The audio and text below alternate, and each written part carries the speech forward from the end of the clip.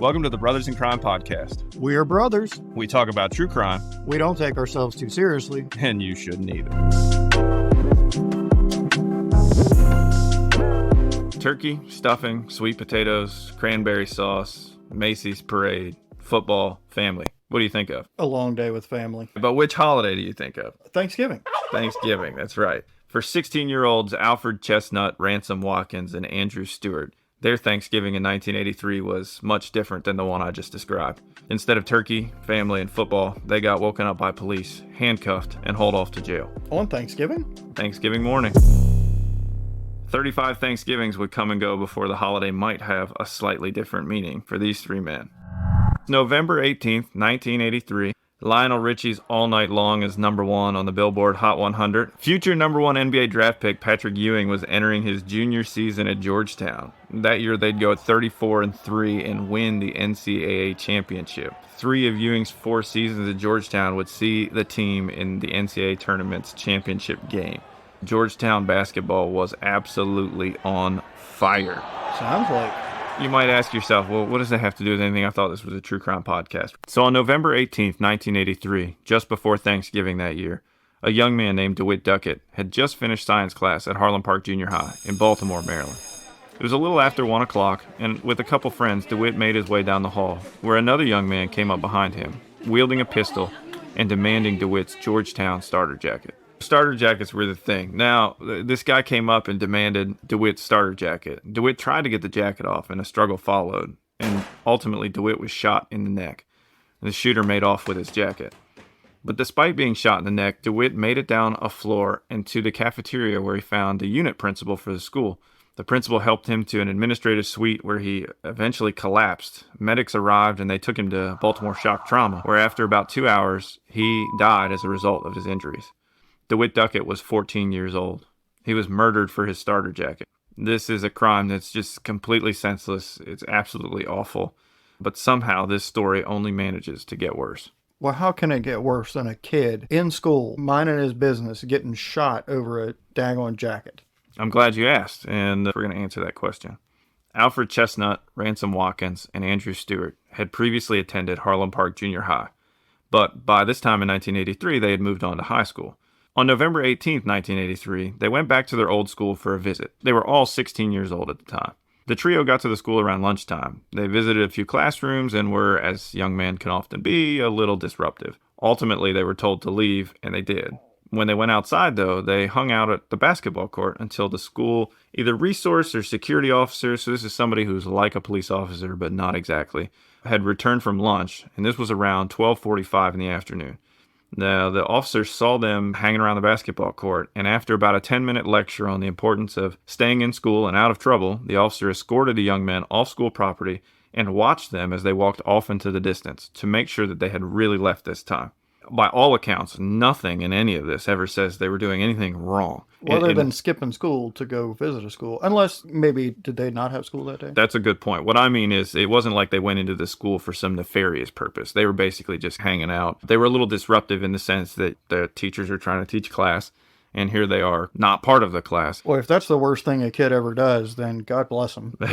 Exactly. So now the officer went back into the school just before 1 o'clock, and he said that he secured all of the entrances to the school on the way in. If you're asking, what does this group of young guys, having been escorted completely off school property by an officer prior to 1 p.m., have to do with DeWitt, who was shot after 1 p.m., that's a good question. The answer is, Alfred Chestnut, Ransom Watkins, and Andrew Stewart were charged, tried, and convicted of murdering DeWitt Duckett. Oh, wow. So he did end up dying. That's horrible. And these 3 guys that were off the property before this happened, I mean, did they come back or something? That's a great question. So let's look at the investigation. Now remember, it's 1983. You've already alluded to it, right? A shooting inside a school anytime is a big deal.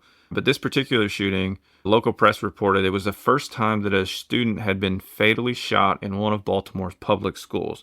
So you can imagine there was a lot of pressure on the police to figure out who pulled the trigger and to quickly apprehend that person. What I know about Baltimore, I believe it was like 1972 was the last time before the 80s that there was even a shooting of any kind inside of a school. So it was very rare. And Baltimore's like your favorite place, right? Well, absolutely. That's home. I'm a Baltimorean.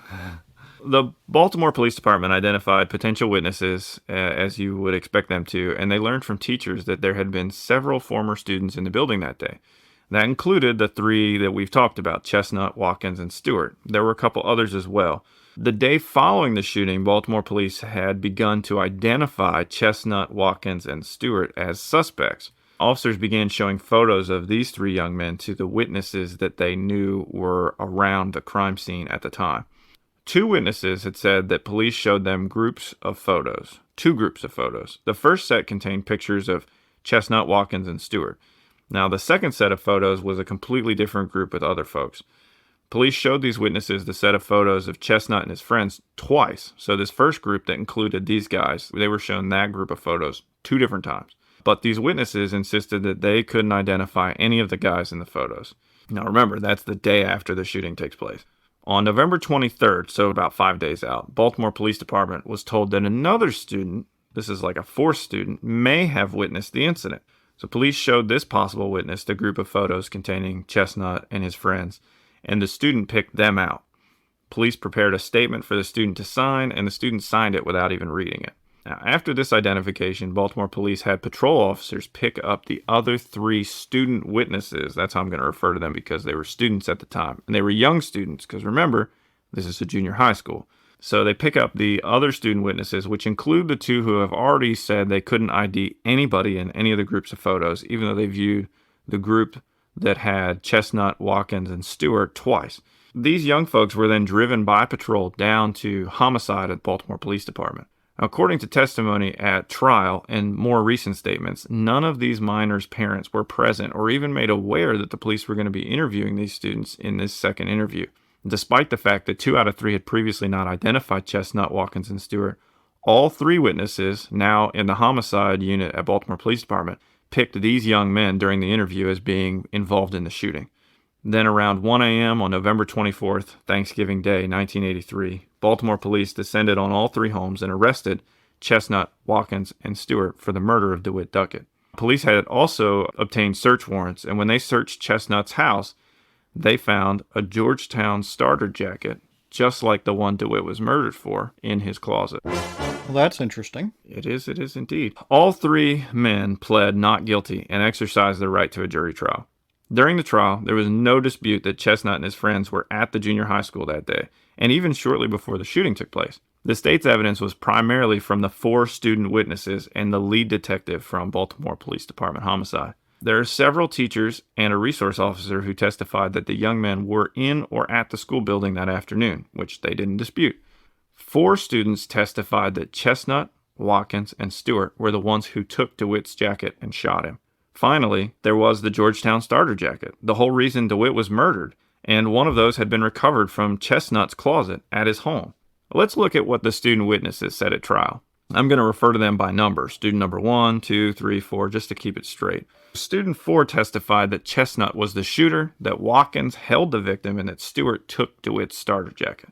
Student number 1 testified that he knew Chestnut, Watkins, and Stewart. About an hour after the shooting, student 1 made a statement to the Baltimore Police Department saying that they were walking in the hallway with DeWitt when the shooter ran up on the victim. Student 1 testified that there were 2 other people down the hallway, but only the shooter came up on DeWitt. They also testified that the Baltimore Police Department brought them in on the 23rd, and officers were mad because they claimed to know that student 1 knew who committed the crime because other people saw what happened. And at this point, student 1 ID'd Chestnut and his friends. On the stand, student number 1 claimed that he didn't tell Baltimore Police Department officers the truth an hour after the shooting, but he did at his interview on the 23rd. Oh my. Just like the first student, student number 2 testified that he had given a statement to the police shortly after the shooting. In that statement, he said there was only one suspect and described what the shooter had been wearing: light pants and a gray hoodie. Student number 2 confirmed that he did not identify any of the defendants in his initial interview with police when they presented the photos of Chestnut, Watkins, and Stewart. Instead, student number 2, just like student number 1, identified the 3 during the interview on November 23rd and again in court. Now, student number 3 is the most interesting out of these student witnesses. This witness also gave a statement to the Baltimore Police Department about an hour after the shooting. At that point, the student said that they had never seen the shooter before. When shown a group of photos, including Chestnut and his friends, student number 3 did not identify any of them as the shooter. However, officers came back the next day and showed another set of photos. In this set, student number 3 picked out a boy named Michael Willis, but said that Willis didn't have anything to do with the shooting. So he identified that he knew him and he recognized him, but that he didn't have anything to do with the shooting. And this detail was never disclosed to the defense in discovery. Interestingly, officers came back to student number 3's house again a second time this same evening and showed the student a group of photos with Chestnut and his friends. Again, student number 3 made no identification of the suspected shooters. However, on November 23rd, when he was brought into Baltimore Police Department Homicide Unit, student number 3 ID'd the 3 young men as being the perpetrators. This student also claimed that Chestnut threatened them if they said anything, that they would get hurt. Student number 3 testified that Chestnut was the shooter, Watkins held the victim, and Stewart got the victim's jacket. So he went from not being able to identify anybody involved in this shooting to now, 5 days later, descriptive details of how these 3 were involved. Yeah, that's pretty accurate. And you see a pattern with all of these witnesses, except for the 4th witness who came forward. They're the one who initially out the gate said, oh yeah, it's these guys, that prompted the police to follow back up on the other 3 student witnesses who changed their statements, essentially. So to summarize, the state's theory at trial was that Chestnut pulled the trigger while his 2 friends helped him to handle DeWitt and to take DeWitt's starter jacket. During a search of Chestnut's home, remember, police recovered a Georgetown starter jacket from his closet. Now, the eyewitness stuff is a bit wonky, for sure, but what about this jacket that nobody seems to dispute was the reason DeWitt Duckett was murdered? At trial, Chestnut's mother testified that she had purchased her son the Georgetown starter jacket and another starter jacket at a men's shop just a few weeks prior. Now, let me stop there. If you're thinking, okay, cool, but a lot of good mothers would get on a stand and say anything to protect their baby, that's fair. I may have thought that as well at first. I don't know about you, but I'm pretty sure our mom would probably lie under oath. Yeah, she probably wouldn't be the first mother to commit a crime to save her child. Right, but in this case, Mama is coming with the receipts. Literally. She still had the receipt from when she purchased the jacket, which she had showed detectives when they executed the search warrant. More than that, she went and got an authentication letter from the store to verify her claim. Oh, damn, Mama is on it. Yeah, she's not playing around. And in case you have any doubts still, at the trial, the employee who was working at the time that Chestnut's mother purchased the jacket testified that he sold them to her and also authenticated the receipt and the letter from the store. Now, in its closing argument, the state dismissed the importance of Alfred Chestnut's mother purchasing him the exact same jacket that they were claiming that had been stolen. Instead, they argued that starter jackets were hot and they were expensive. So it made sense that Chestnut and his friends stole it for somebody else and then just had to get rid of it. Okay. Regarding all the discrepancies in the eyewitness testimony, the state said the kids were just nervous and scared. Stewart's attorney made it a point to note that there was another suspect in all of this, Michael Willis. Remember the one that the student witness 3 picked him out but said, oh, he wasn't involved, but noted it to the police? Well, the state rejected this in its closing and explicitly said Willis was not a suspect. I want you to just remember that. Okay. The parties gave their closings, and the jury was charged or given its instructions of law from the judge. On May 28, 1984, Memorial Day, the closings ended at 6:20 that evening. Defense counsel asked the judge to advise the jury whether they would get dinner and whether they'd be sequestered to a hotel, but both requests were denied. Now, the jury began deliberating at 6:29 on Memorial Day. I'm a little shocked that it's Memorial Day and there's even court. I guess things were just different back then. No holidays for the jury. Much less, it's Memorial Day, 6/29. I'm sure these jurors... They want to get home to that barbecue, man. The grill. Let me get some cheeseburgers and hot dogs. That's what I'm thinking. So they started deliberating at 6:29. Exactly 3 hours later, at 9:29, the jury rendered their verdict. Guilty. Each young man was convicted of felony murder. 16 years old, arrested on Thanksgiving morning, convicted on Memorial Day. The judge sentenced each to serve life sentences. Okay, well, I mean, if they did the crime, then maybe that's the appropriate punishment. But there seem to be some questions here about if they did the crime. Yeah, certainly there's some questions. From day one, Alfred Chestnut, Ransom Watkins, and Andrew Stewart have maintained that they had no involvement in the murder of DeWitt Duckett. Surely, though, plenty of guilty folks claim they're innocent, right? After being sentenced, the 3 men would challenge their convictions without luck for decades, until 2019. In November 2019, nearly 36 years after the arrests in this case, the Conviction Integrity Unit for the Office of the State's Attorney for Baltimore City issued a report in this case. What in the world is a conviction integrity unit? So this is kind of a more recent, I don't want to say phenomenon, but it's a more recent trend that we're seeing generally in prosecutors' offices. Is this like that Chicago torture review unit or whatever it was? I mean, I guess maybe something along those lines, but generally what we see in these, you're seeing them in bigger cities. You see them in New York. Philadelphia has one that's made a lot of news. And of course, we got this one in Baltimore. Essentially, within the prosecutor's office, there will be a unit that's tasked with reviewing cases that might have questionable convictions. They're going to do some screening work, but then they're also going to do some investigative work. And they're going to look into claims where a defendant says, hey, I was convicted, but I'm innocent. And here's what happened. And here's why you should really take a hard look at my case. Okay, hold on. I'm all for taking a second look at a case or having a second set of eyes investigate or a separate unit or whatever. But why don't we do that before we put someone in jail for life? Oh, man, that would be great. Now, the report in this case was written by the chief of the Conviction Integrity Unit in Baltimore. A lot of the details that I'm talking about today are from this report, which again is coming from the state. It's literally out of the prosecutor's office. So if you're inclined to think that this is some smoke and mirrors technicality kind of thing, that's just not the case. Prosecutors' offices, even CIUs, they're not in the business of creating anarchy or taking unnecessary shots at their work. They're not looking to just let people out of prison. They're reviewing these cases in only the smallest percentage of cases do they make it to a point where a recommendation is given to reverse or to vacate a conviction. It's exceedingly rare. Also, you can check out the show notes. We have a link to the CIU's report in this case if you want to read the whole thing. It's about 50 pages and it's well worth the read. Now, this report found evidence that all 4 student witnesses were coerced into making pre-arrest identifications of Chestnut, Watkins, and Stewart, and that their trial testimony was extensively coached to ensure that their testimony matched. In support, the CIU report notes the witnesses could not provide any details beyond a few specific facts that they were coached to say. If you review the report in detail, you'll see that during the grand jury proceeding, they were asked numerous questions that they frankly couldn't answer, that if you were there and if you saw what you said you saw, you'd be able to answer. There were lots of holes in this. However, these 4 witnesses all managed to have this aligned story, and there's a reason for that. Now, what's more, all 4 of these witnesses have recanted their trial testimony. One of the student witnesses has gone on record about everything that's happened. In a New Yorker article, Ron Bishop recounts what happened to his friend DeWitt on November 18, 1983.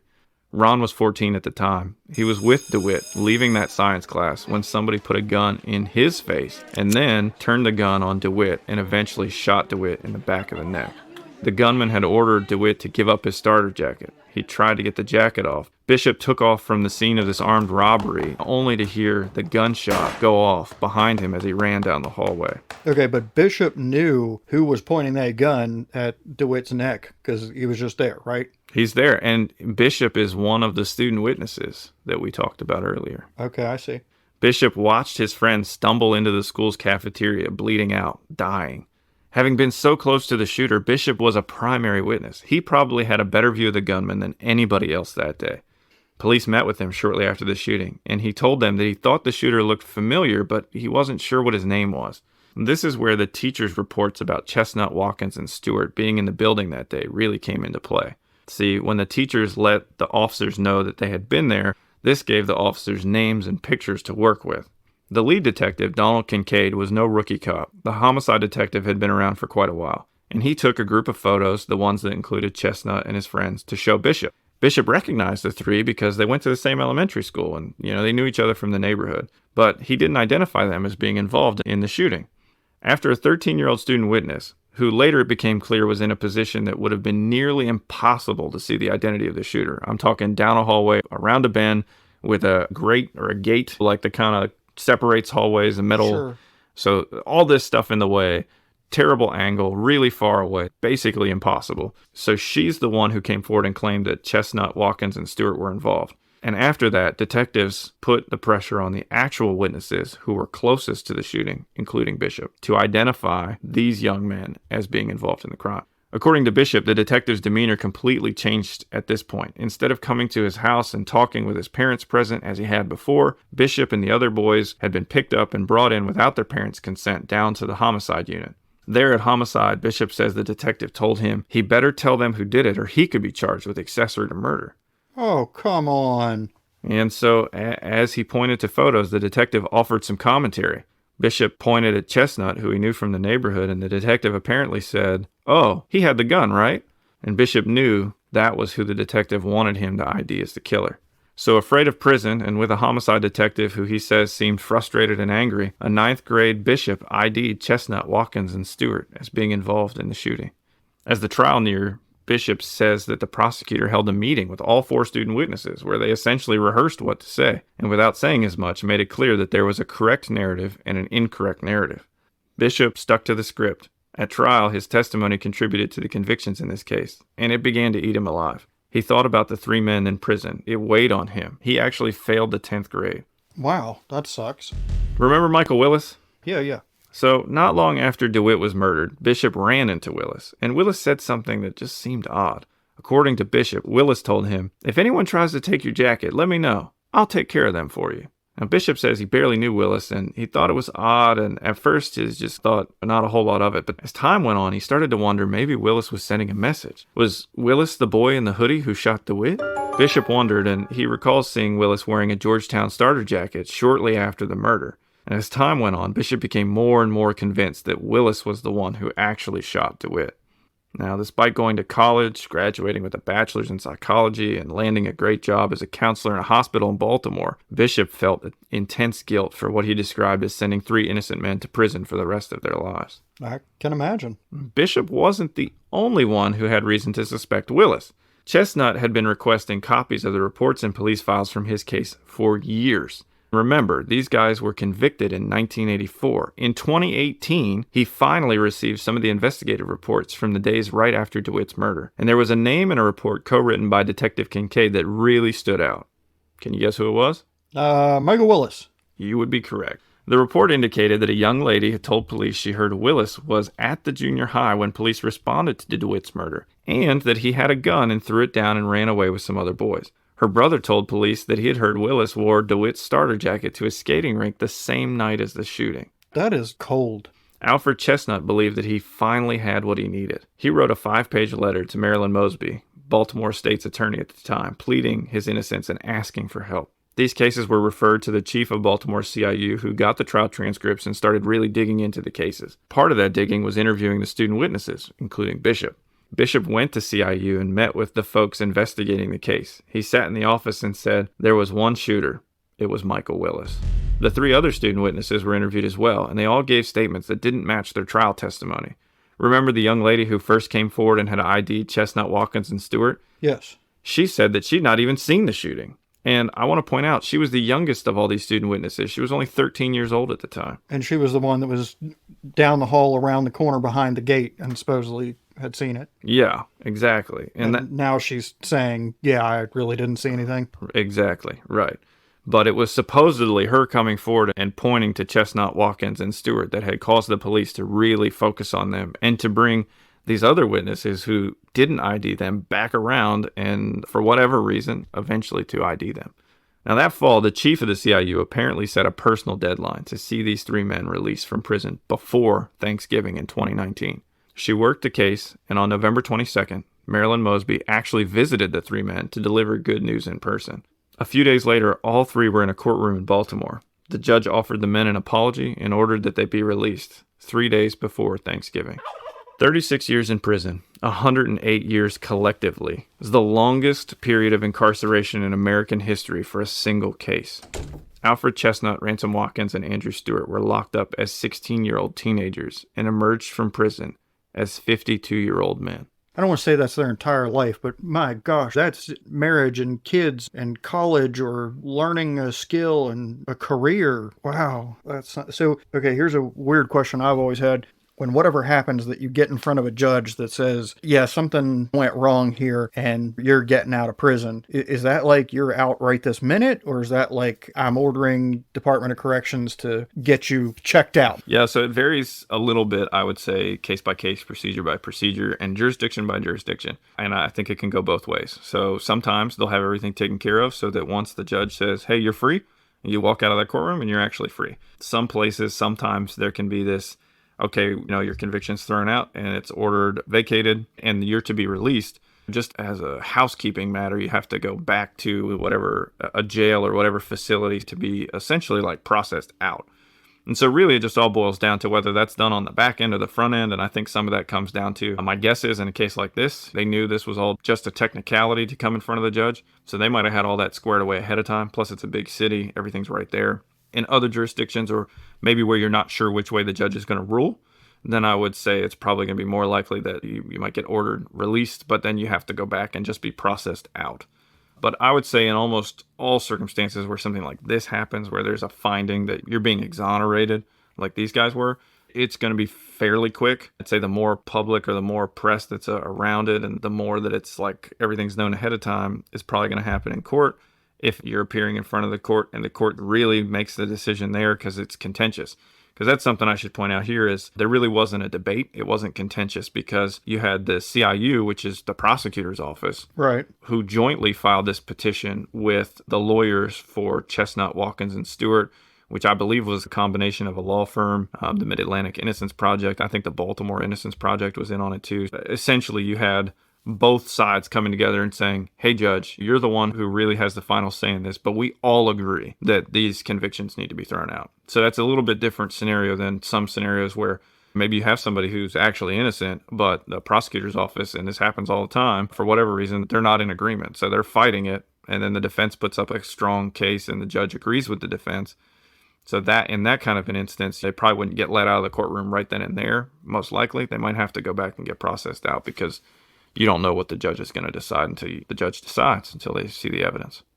This isn't always the ending in these situations, though, is it? I feel like I've heard about cases where something new has come to light or witnesses recant their testimony and judges will say, look, the trial was fair. The witnesses said what they said. The jury found based on that evidence, and there's nothing new to be considered here. Am I wrong? You're right. It is. Ultimately, it's up to the court. So if both sides agree, hey, they should be let out, and they come before the judge, ultimately the judge is the one who has to agree with that. So if the judge disagrees, if the judge feels like, no, you guys are wrong, the judge could say, no, I'm denying it. Because from a procedural standpoint, what's happened here is the parties have filed a petition. They're petitioning the court for the release. And I think in this instance, it was actually to exonerate them, to find that they were actually innocent, and then to dismiss the indictments that had been filed against them so that the case would be completely done and over. In this case, it worked, and it sounds like it was absolutely the right call. Those petitions aren't always successful. And the judge can say, for any reason they want, that's nice, but I'm not granting it. Yeah, absolutely. And I know the petitions that I've been involved in haven't always gone. For instance, the McDLT is still not back. So that's tough. Yeah, again, just to be clear, these men were not let out on a technicality or some defense attorney's crafty argument about some legal nuance. The state's attorney in the CIU report recommended to, quote, move the court to grant a joint writ of actual innocence petition and order a new trial, as well as dismissing the indictments against Chestnut, Watkins, and Stewart. The three men filed a lawsuit against Detective Kincaid and the Baltimore Police Department. And that case is Chestnut et al. V. Kincaid et al. 20 CV 02342.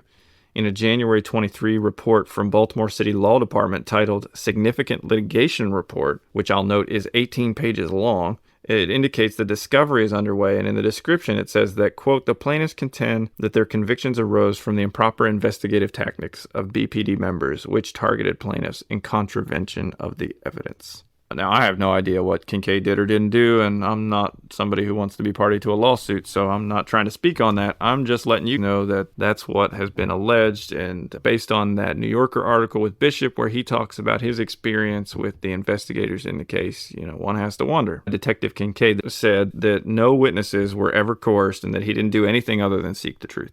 Michael Willis was shot and killed in Baltimore in October 2002. So if that is the person who did the shooting, which seems to be what some of the witnesses have indicated, there won't be any trial against Michael Willis. All right, well, I didn't hear from any of the witnesses a convincing argument that Willis did it. Bishop had that cryptic conversation with Willis, and then later when he went to meet with the CIU, he said that Willis did it, but I didn't hear how he reached that conclusion because he was the one that the gun had been pointed at, and that He's the best witness in terms of... Yeah, he was like right there. He saw the person with the gun, and he didn't recognize the person.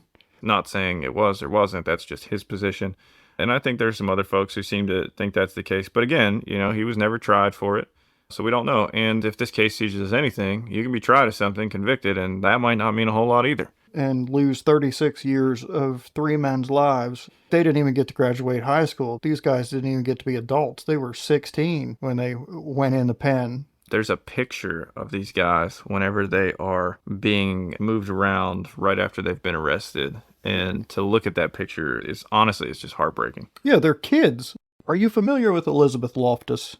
Name sounds familiar, but I don't know what you're talking about. Elizabeth Loftus is a professor and a researcher who has produced a lot of studies and understanding of how memory works. So memory doesn't work like a video recorder where we see something and it records the sights and sounds, and then anytime we want that memory, we recall it and just press play on it. It doesn't work like that. Memories aren't really recalled, they're reconstructed. And each time a memory is reconstructed, Loftus has found, there can be things that change about it. Memory is not a hard drive, it's malleable. So consequences of that are that you can believe what you're saying. You can believe it is truly what happened, and yet it absolutely is not. The more an alternative version of events or other details are brought in front of you, the more likely those are to get compounded in the memory that you will later reconstruct. Now, in this case, it doesn't sound like it was bad memory on the part of the students.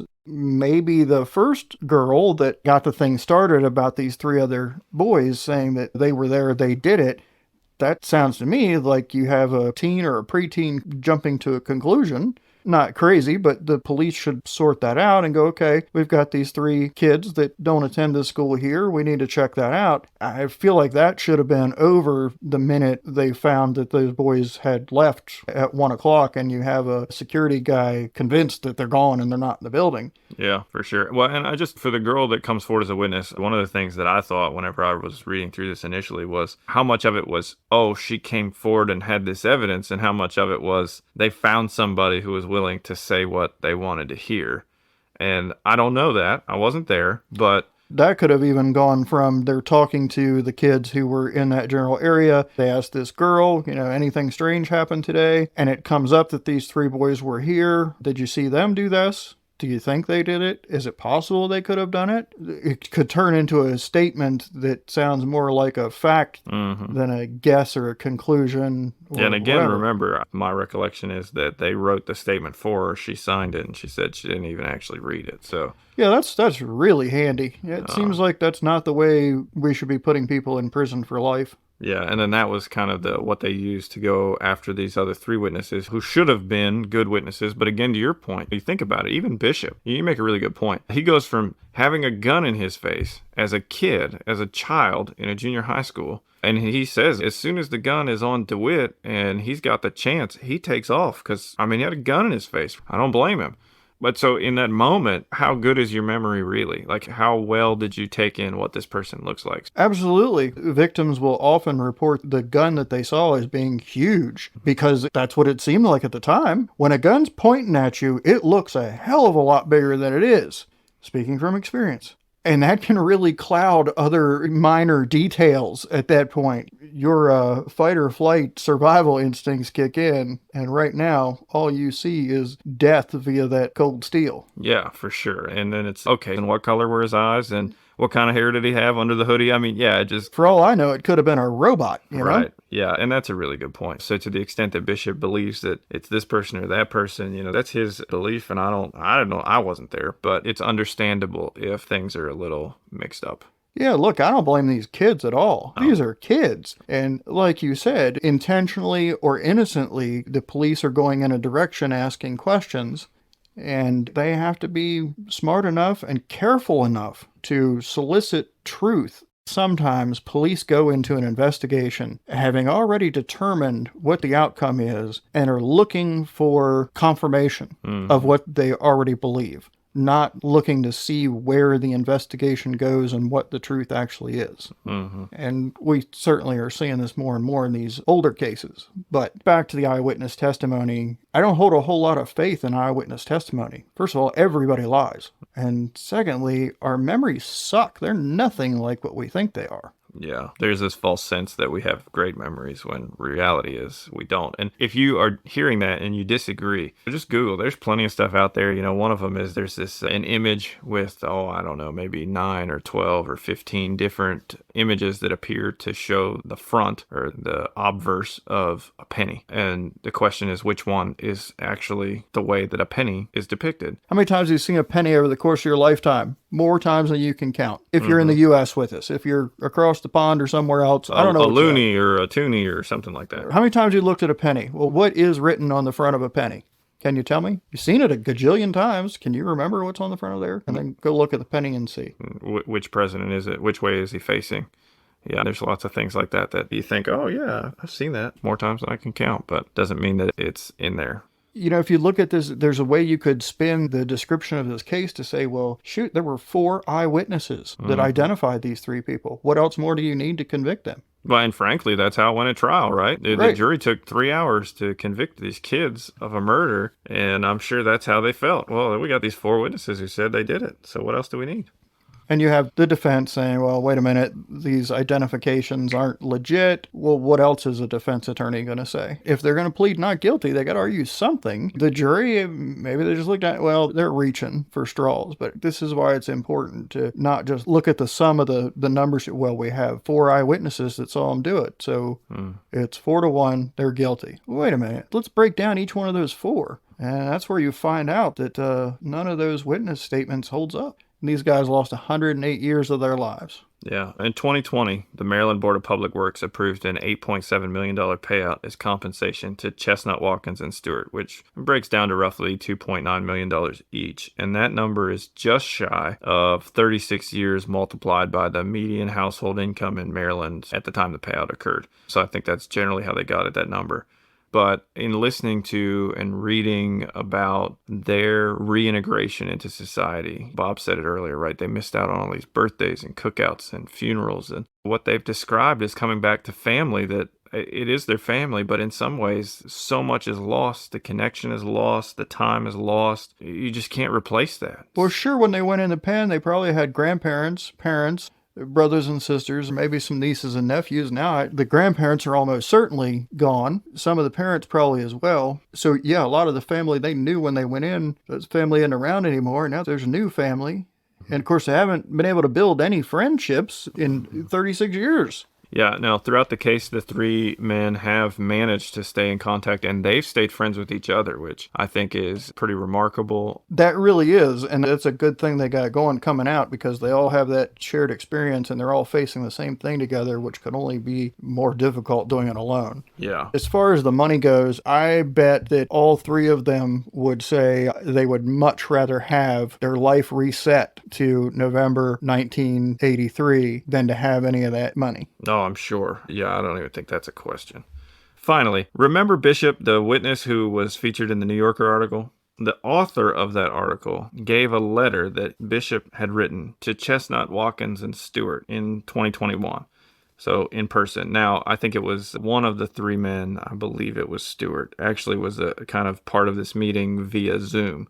He wasn't physically there. He couldn't be there in person, but so he was there on some sort of video conferencing platform. Now, the letter was written by Bishop, and it was an apology to the 3 men for his part in their conviction. According to the National Registry of Exonerations website, the letter brought tears to Watkins' eyes. After spending a lot of time in lockup thinking about why those witnesses said what they said, how could they do that, Watkins said, "For me, this is everything. Sometimes in life, that's all you want, to recognize that they messed up and to apologize." Stewart added that he thought Bishop and the other witnesses were the worst people for a long time. But the letter showed the sorrow, the remorse that Bishop had carried around for 36 years too. Stewart concluded, "If you talk to him, tell him I appreciate that and I accept his apology." Chestnut chimed in, "Me too." Be pretty cool if those guys, could have gotten together. Yeah, and maybe at some point they will, because I'm sure if I'm Bishop, I'm thinking, man, these guys probably, they don't even want to look at me. I was curious about that, because it would certainly be understandable if all 3 of those gentlemen just wanted revenge on everybody, on these right? witnesses. Yeah. Yeah. I don't hold the witnesses nearly as responsible as the investigators and prosecutors that pushed forward. Yeah, no, I mean, I agree. The prosecutor's job is not to get a conviction. The prosecutor's job is to seek justice. And the reality is, when you convict somebody who is not responsible for a crime, there's a double injustice, because not only have you convicted an innocent person, but you've allowed the person who actually committed the crime to walk free, which is no justice at all. Amen. Hey, thanks for hanging out with us on the Brothers in Crime podcast. Feedback and suggestions are always welcome. For links and resources related to this episode, please see the show notes or visit us at brothersincrimepodcast.com. We hope you'll save, subscribe, or bookmark us on your favorite podcast site, and join us for the next episode. Ingredients, cow byproduct. Some things you just don't